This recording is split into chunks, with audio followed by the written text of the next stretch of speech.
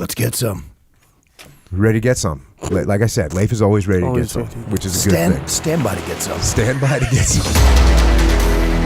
I don't think people recognize what that actually means to us. Like we knew, we would say this all the time in combat or in training scenarios, when you knew that, I mean, it was about to go down. Bullets were going to be flying around, explosions were going to be going off, and you'd hear someone very clearly over the radio, just in a real calm voice, come up and be like,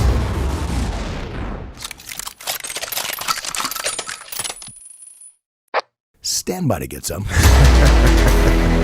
It's a true statement, though, right? You know you're going to get some. But when you can say it in that manner, you know, when you should be like, stand by to get some, and people are like, stand by to get some. It's pretty awesome.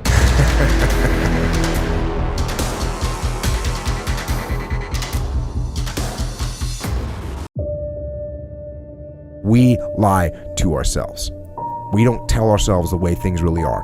And when we do that, then we can't fix our problems. If we can't fix our problems, we're not going to improve. So we have to be truthful to ourselves.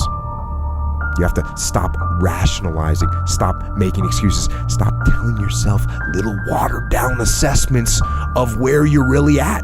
Tell yourself the truth so that you can get where you want to go. You can be who you want to be. You can be who you should be when you do what you know you should do, when you pay attention to the little things, when you implement discipline, true and unflinching and unmitigated discipline in your life, when you stop trying to find a sweatless solution, when you look for weaknesses to work on.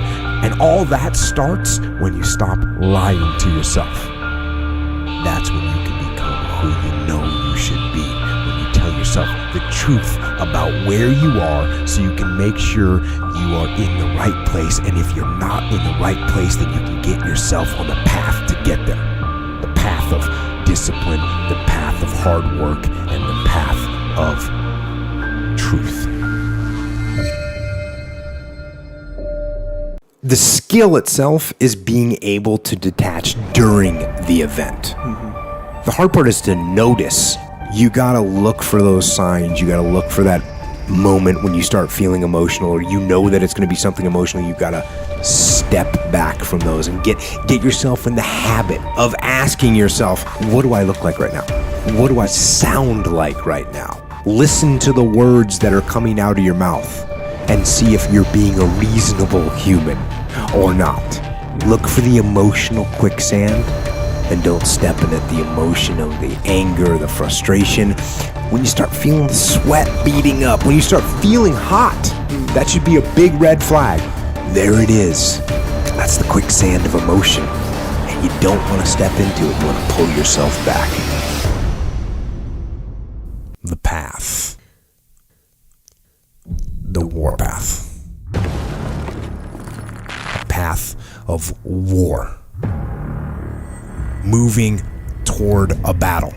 A fight towards war.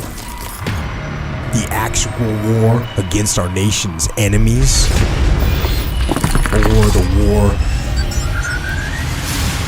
against my own weaknesses. Preparing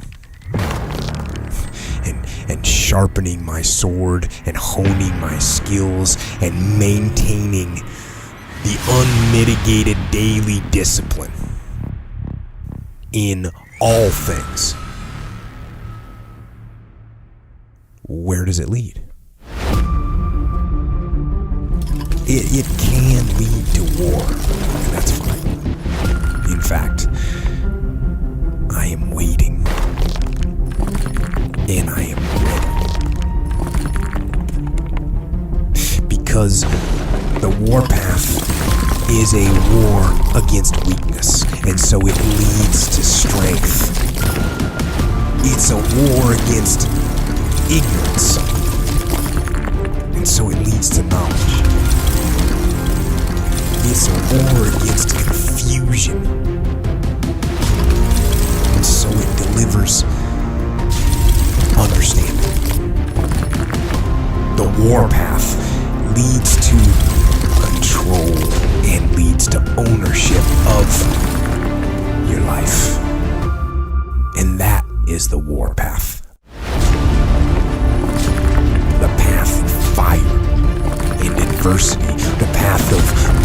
blood and of sweat and of suffering. The war path is the preeminent path of discipline, which is why it leads to freedom. And beyond that, in the end, it leads to peace. Think if you took out the trash sometime. You're the boss, but you see that the trash is getting overfilled and you just grab it and take it out. Maybe in your mind you think you'd be losing respect, but you actually wouldn't be at all. In fact, everyone looks at you and goes, oh, he's a good guy. And you're working hard and you still gotta maintain the discipline. The more that you treat them with respect, the more they're gonna respect you. They're gonna know that you're not too high and mighty. They're gonna know that you're down to earth. When I was a platoon commander, task unit commander, I picked up brass. I cleaned the ranges with the boys. I would recommend that kind of attitude. It didn't make people think, oh, Jocko doesn't have anything better to do. They actually knew I had stuff to do. But what do I gotta do? Pick up brass with the boys. Build the relationships, set the example. They're gonna respect you for it.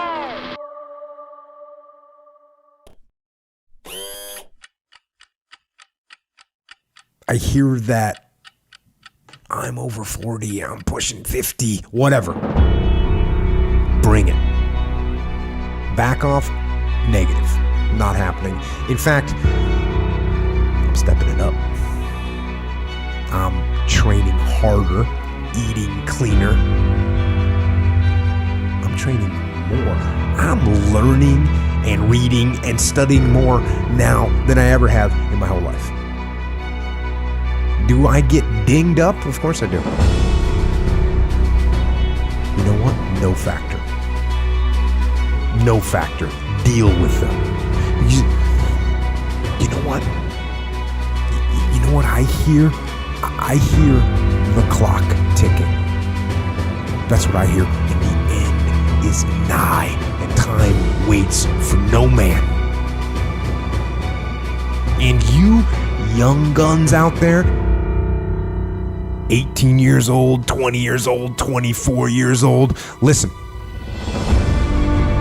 life goes by, and it goes by quick. Don't waste those years. Don't waste them. Live them. I know that you don't think you're gonna live to be 30, much less 40, but you are and you will.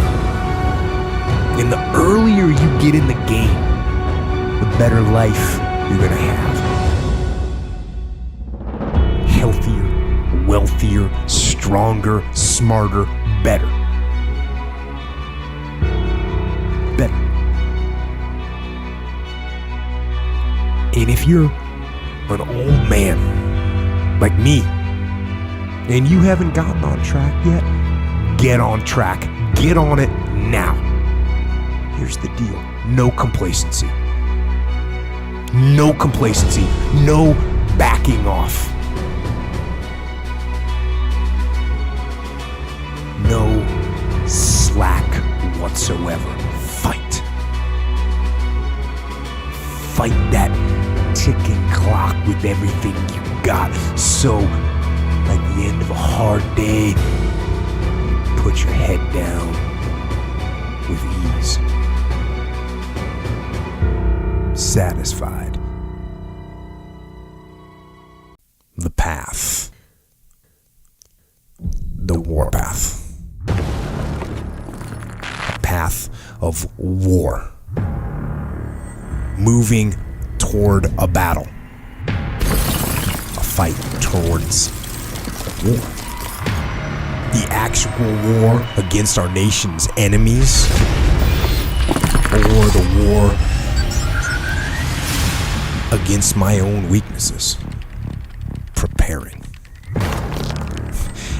And sharpening my sword and honing my skills and maintaining the unmitigated daily discipline in all things.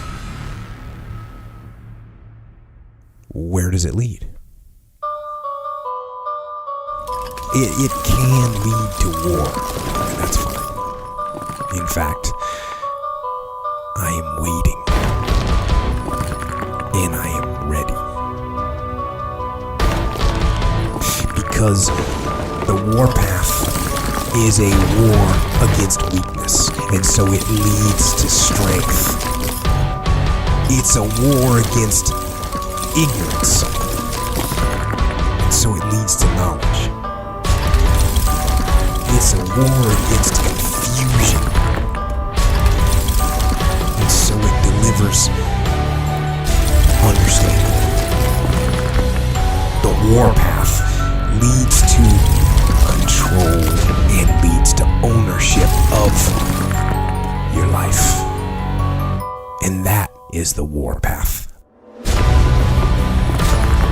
path of fire and adversity.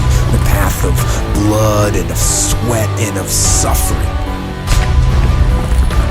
The warpath is the preeminent path of discipline, which is why it leads to freedom. And beyond that, in the end, it leads to peace. People look for the shortcut, the hack.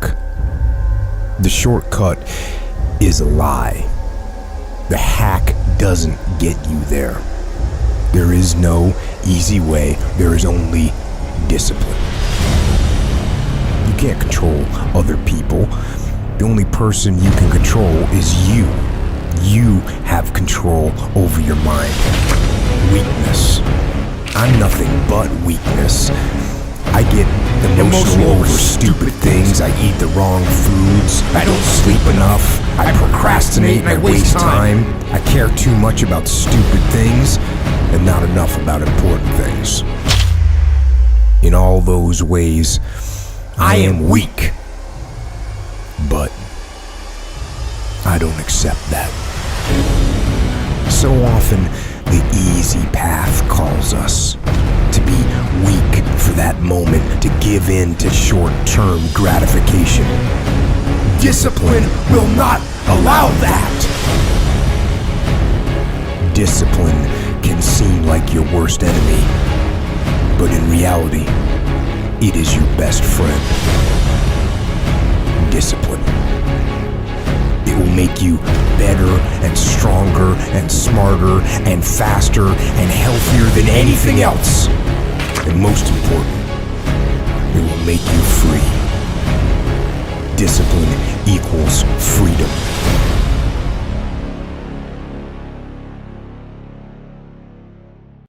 What do you do about the negative guy that's trying to bring you down? And sure, you can confront them, right? And you can, by doing that, join in their little game. And in doing that, you give them the satisfaction. They now know that they got it to your head. And then you're turning your workplace into, your basic grade school gossip hall. So we don't like that. But now there are times, unfortunately, that you have to address things. And when you do it professionally. And you do it, your goal is to disarm them. Because remember that this negative person inside, they probably want the confrontation. That's what they want. But the preferred methodology for this situation for me is quite simple. And that is ignore and outperform them. You see, while you're over there watching me and talking about me, I'm working. I'm working hard. I'm taking things to the next level. You keep gossiping and I'll keep working. You keep talking smack and I'll keep working. You keep focusing on everything and everyone else and I'll keep working. And when you finally look around at where you are and where I'm at, you realize that you have nothing left to to talk smack about. And you will lose, and I will win. One of my direct subordinates, one of my guys that worked for me, he would call me up or pull me aside with some major problem, some issue that was going on. And he'd say, boss, we got this and that and the other thing. And I'd look at him and I'd say, good. And finally one day he was telling me about some issue that he was having, some problem. And he said, I already know what you're going to say. And I said, well, what am I going to say? He said, you're going to say good. He said, that's what you always say. When something is wrong and going bad, you always just look at me and say good. And I said, well, yeah. When things are going bad, there's going to be some good that's going to come from it. Didn't get the new high-speed gear we wanted? Good. Didn't get promoted? Good. More time to get better. Oh, mission got canceled? Good. We can focus on another one. Didn't get funded. Didn't get the job you wanted. Got injured. Sprained my ankle. Got tapped out? Good. Got beat? Good. You learned. Unexpected problems? Good. We have the opportunity to figure out a solution. That's it. When things are going bad, don't get all bummed out. Don't get startled. Don't get frustrated.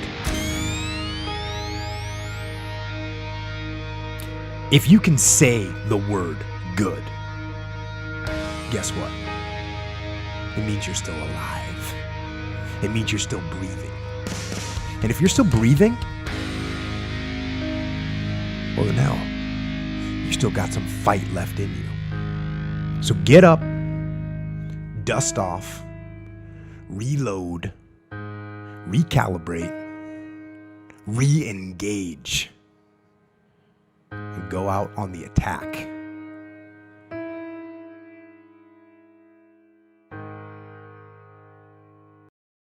Do I ever feel like Sisyphus? Yeah. Of course I do. I've been waiting for people to start saying like, oh, you put another picture of the sweat and of a squat rack? Really? But I don't know if they understand. I've been getting on that squat rack and grinding it out for 25 years. And I'm not bored with it yet. It might seem like that's an unwinnable battle, but really to me, it's not about winning. It's the battle itself. It's the struggle. It's the daily test. That's what life's about. Not just physically, but mentally. Getting that rock to the top of the mountain. That's not what my goal is. My goal actually is pushing the rock. Because pushing the rock, that pushes me. That makes me tougher. That makes me harder, mentally and physically. It gives me much more than I give it. I want to struggle. I want to grind and claw and scratch, and I want to dig in and I want to push. And I don't want it to end. If I ever got the rock to the top of the mountain and it stayed there, I'd push it back down myself. I don't want to rest, and I don't want to coast, and I don't want to reach a point in my life where I say, that's it. I've done enough. I'm not going to give anymore. I'm not going to push anymore. No. That relentless cycle of day-to-day challenges, they aren't maddening to me. They don't frustrate me. They inspire me. Inspire me to drive and push more and to push harder. That's what that rock does to me. So I say, dig in and get to pushing.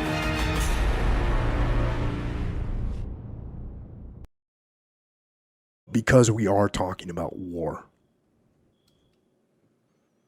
there's still tragedy and loss and darkness there.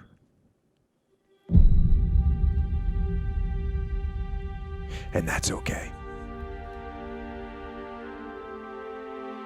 And to you vets out there, if you're having one of those dark days,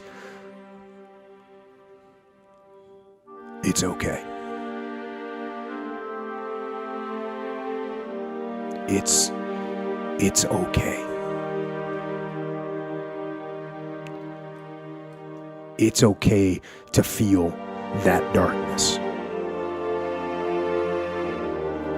And it's okay to remember it and miss it and hate it and love it.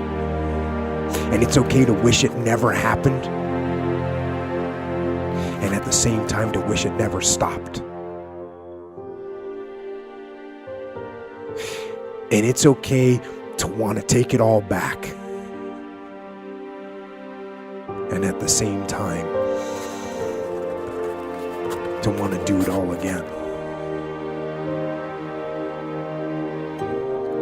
And if you've got in your mind that you think that people don't understand,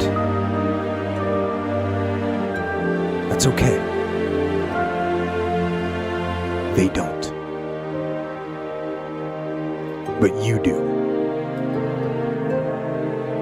You know darkness. You know evil.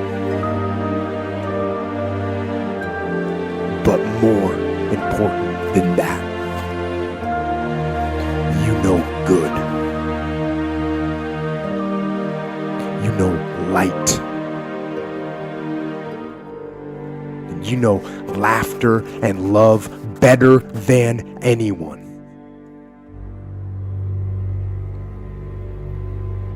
So, embrace that darkness. Own it. Don't look away from it. Don't bury it in booze or in pills. Live your life. Embrace your life. With physical activity and with nature and with jiu-jitsu and with sun and with laughter and guitar and good memories and creativity and discipline. Discipline yourself so you can free yourself and move forward into the future, where there's no more darkness, no more war, but peace.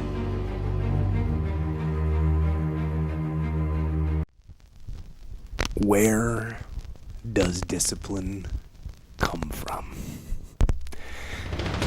It's pretty simple and pretty obvious. Discipline comes from within. It's an internal force. Now, sure, of course, you can have discipline imposed on you by some person, like a drill instructor, or like that self-help guru on TV. But the reality is that type of discipline isn't the real type of discipline that we're talking about. That discipline isn't as strong. It won't survive. What you need is self-discipline. Now, self-discipline comes from the self. It comes from you. It comes from when you make a decision to be disciplined. When you make a decision to be better. When you make a decision to do more and to be more. Self-discipline comes when you decide that you're going to make a mark on the world. And if you think that you're not disciplined or you can't be disciplined, it's because you haven't yet decided to be disciplined. It's because you haven't created that discipline yet.